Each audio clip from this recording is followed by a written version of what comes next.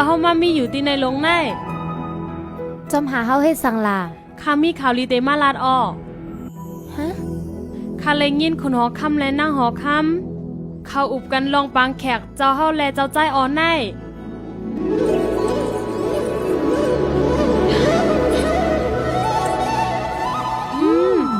ต่อเหลียวในคาหู้เย้า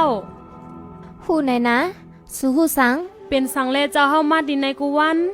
เฮ็ดยังมาเลี้ยงตั้งกินนกเสเจ้าเฮาเอานกเฮ็ดนาเตอมันเลลักมาไปเจ้าใจไม่เน่ ราคาซื้อล่าเจ้าเฮามาไปเจ้าใจดีในจองใจค่ะหือฮู้อยู่ก็ซ้ำได้ถามให้สังป้าสูป่องใจเย้าซ้ำได้มาจุกไปให้สังกว่าแล่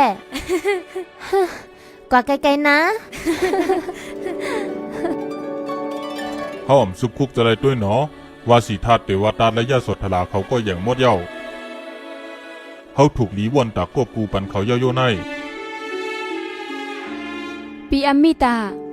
ตาย่าสอเตตินาเฮิรนในจ่องยามว่อนคาหืออ๋ออำยามว่อนก้อยกาว่าเพราะว่ามีก้นก็อันกึ่งตานได้ก็อันเตกึ่งตานมันนั่งในอำตาพาไกเย้ามันอยู่ที่ในกะปิละวัดมันเป็นตีวัดัด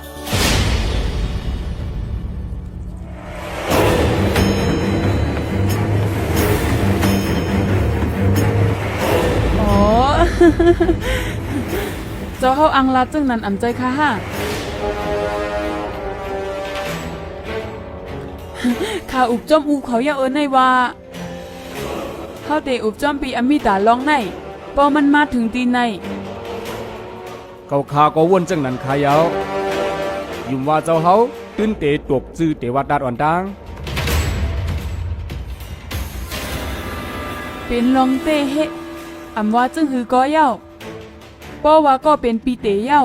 น้องก็จ่องก้อยเตจอมหลังนั่นน่ะจ่องเจอหือจีเตมันตาเจ้าเฮาเตวาตาดและสีทาดในตื่นไวกาขันเป้งกันย้อนลัดซื่อเสนะ เจ้าเฮาในตื่นวนตาเตวตาอ่อนตั้งตาเส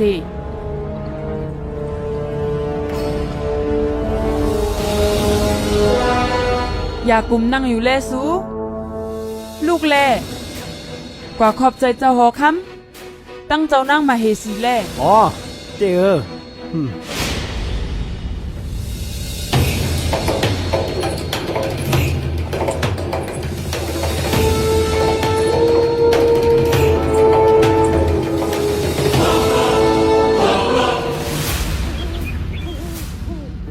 สุนใน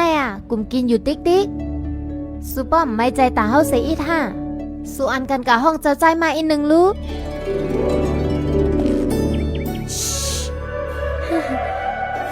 มันมาเย้าจ่องสู้หูหือปอแม่เฮาในตึกอุบลองปังแขกเฮาอยู่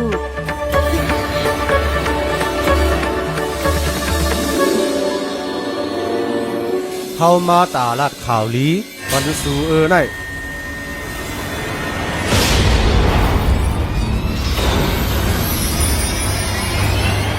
ถือว่าตัดเลยย่าสอตลาดจะเลยควบกูกันว่า